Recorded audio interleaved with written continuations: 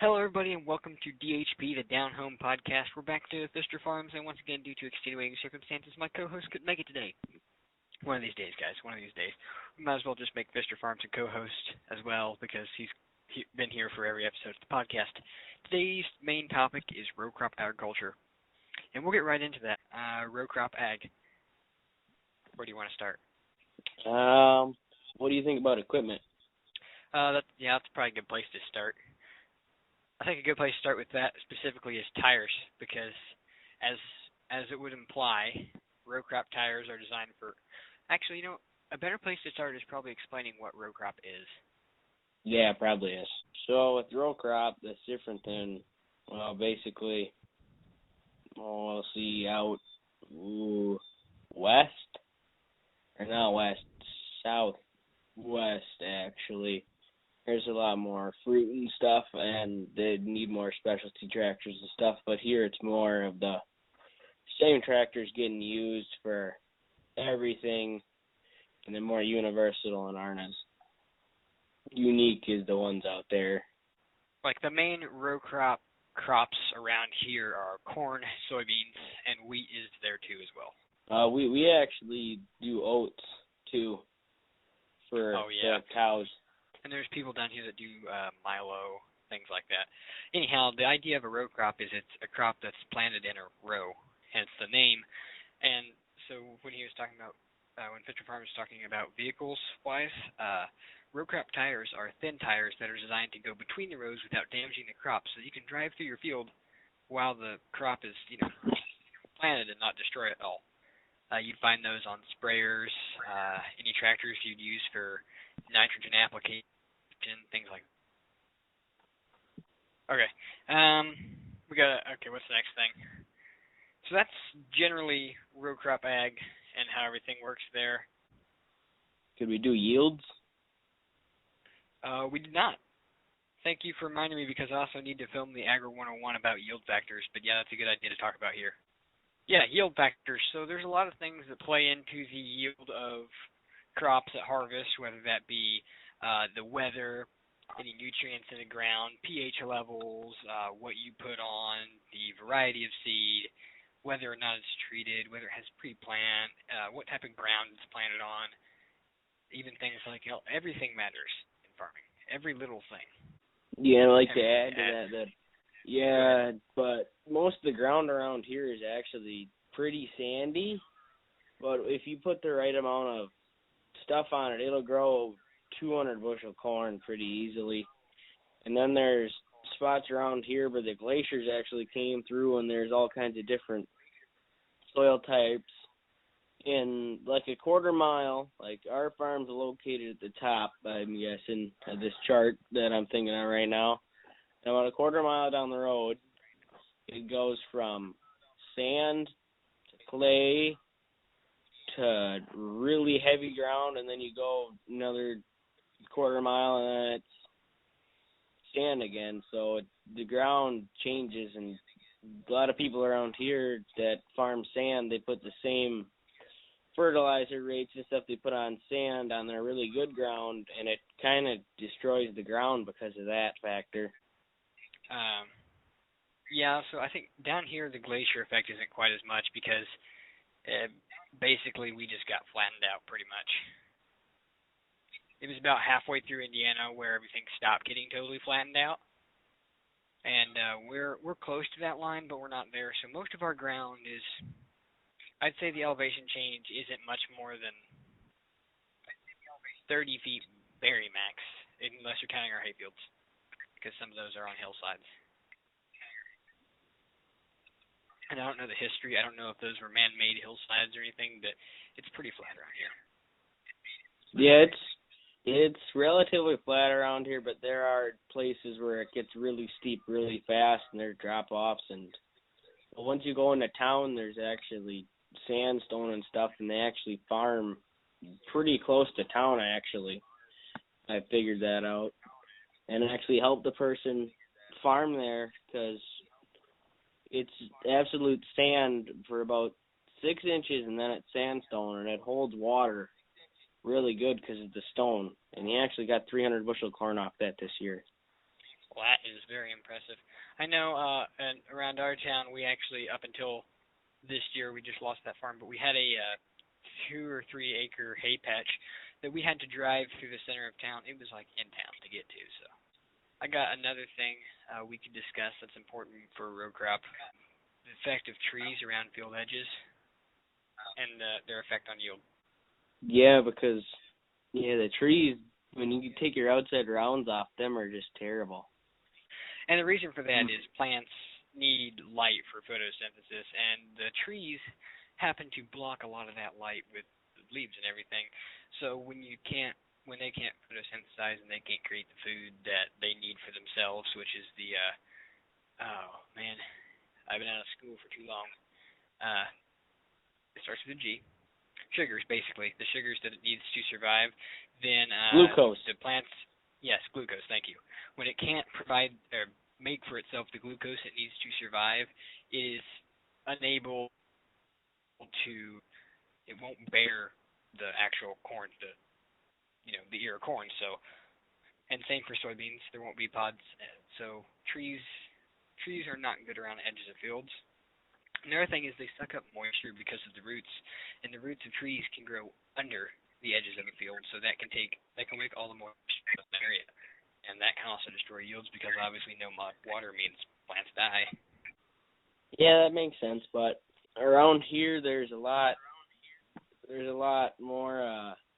Let's just say less protection around the edges here. There really aren't trees, but it's just non-protected here on most of our fields because we plant hay by the tree edges, and then, when I did the flyover, you could tell where that one cornfield was, and the one corner was exposed to the wind. It actually flattened it right out, and that was quite disappointing when we combined it. But if it was up to a tree over there, if it had trees, it probably wouldn't have blown down, but you probably would have suffered more yield loss than having to put the head down on the combine. It's kind of a win-lose situation there. Yeah, there's pluses and minuses to it. If you go newer series, they got corn heads that can pick up legit anything, but there's no reason to spend $120,000 on a corn head when our combine isn't worth half that much. So. Yeah. And then I think another good thing, and this goes way farther than what we can talk about it here in the amount of time that we have, but soil types and their ability to hold water, that makes a huge difference because you can have, if you have black ground like we have down here in certain spots, you will have standing water, whereas the sand, because it's the sand has more space for air in it, so that air can become quickly filled with water, and the water can filter through it. But if you have stuff like clay, it's pretty compact, and the size of the grain is what it is that makes all this happen. The size of the grain is very, very small. Now, when it's smaller, there's less room for air and water to travel through it, therefore it holds water better. You end up with water spots, mud, all kinds of stuff you don't want to deal with. Then again, in a drought, that's a good thing. Yeah, around here it's a little bit different because of the way it's kind of formed out here. It's more of when you get to the lower, the neighbor has this field, and it all goes into like a funnel. And this isn't very heavy ground at all. But once you get about 2 foot, I'm guessing, into it, it's got to be really heavy because this spot holds water every year. And it never rained in August, barely even in September at all. And I think we were harvesting this in November. We were going, and there was standing water over there. And a couple years ago, I think it was 2 or 3 years ago, or maybe it was 4 years ago, I don't even know anymore. But he buried his combine so deep. It was an old 9500, and now he's got a 9550. But he buried it so deep he had to go get, I think, 500 and something horse tractor from his work to get it out. And that's our experience with ground is it changes really fast around here. I think we pretty much covered row crop in its most basics, and I'll probably have some Agri 101 over more of this stuff. But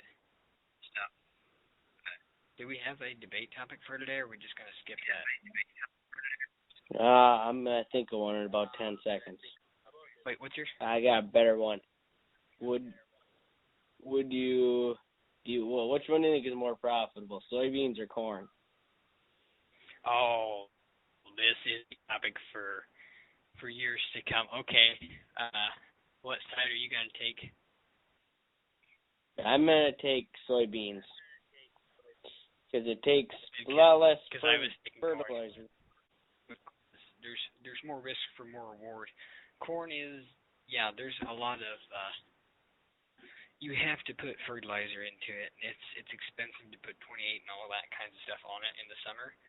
And then soybeans, it's a lot more ground dependent here. And then and it's not corn per se more. It sells for more. It actually sells for about half as much, sometimes less. The fact is, you're getting 3 to 4 times the yield, sometimes more than that. Yeah, but you would risk a lot less with soybeans, but yep, corn's better because it takes. That's always a common agreement. Soybeans are a little bit of a safer way to play. Yeah, but you expose your equipment to a lot more wear and tear because of the floating head and so close to the ground it can get a rock or something. Oh yeah, and that's not fun. It's not fun to get a rock in the bean head. If you do get a rock in the corn head, it's even less fun. You're less likely to get one, but if you get one, it's a giant one. You just broke everything. I haven't done that yet. Yeah, do you want to hear a good story real quick? Yeah, go ahead. So this fall, my uncle bought an M3. So we got 2 M3 gleaners, and we rebuilt the one head. And I think this was the second time that we used it. Yeah, it was the second time when we were doing custom work for the neighbors. And I was carting, because it takes a long time to get a cart load with that combine because you're only doing 15 foot wide, and it's painstakingly slow. So I went and filled the truck. I come back, he's driving down the field. Open on that combine, it was actually welded shut, and it almost killed the combine motor. Yeah, wait, no. It plugged. It wasn't a rocket. It plugged. He was just going a little bit too quick on the end, and there was a bunch of green weeds, and that the head doesn't it's not a new enough style head for what we're trying to do and the speed that we're trying to go at. And with the weeds, it bunches up really bad. So like you get the flex drapers that feed well, and then it's not really a problem. But when you're trying to run an auger, augers are a lot worse than drapers. I'm just gonna say that. Yeah, and make sure your rock door isn't welded shut, because there was a rock it wasn't a rock. It was a wood that went in it when we were combining corn one night. Oh, boy. And then my dad took charge of the combine, and then combined about half a round. And then he looked back in the tank, and there was no corn in there. So we had to pick up a bunch of corn, which was really fun. That sounds amazing. You don't ever want to have to shovel them. Not fun at all. Nope. It's heavy, so when you have to shovel it, it's a real pain because, a bushel weighs, anywhere from 52 to 58 pounds if you're doing good. Yeah, somewhere between there, in the 50s. So if you accidentally spill 200 bushel on the ground, you're picking up 10,000 pounds of corn. That is 5 tons with a shovel. So it's definitely not fun. Anyhow, I think we're probably getting close to our maximum time limit here. There's a couple other things I wanted to say. So thank you guys for watching. If you made it to this point, you're a real trooper because these things get long and confusing. Thanks, Pfister Farms, for coming. Any final words before we close this again? Yeah, I don't think so. But all right. I did have a... Get a what? But this whole time you were live on my channel. Oh. Okay. Thanks again, everybody, for watching the DHP. Go subscribe to Pfister Farms.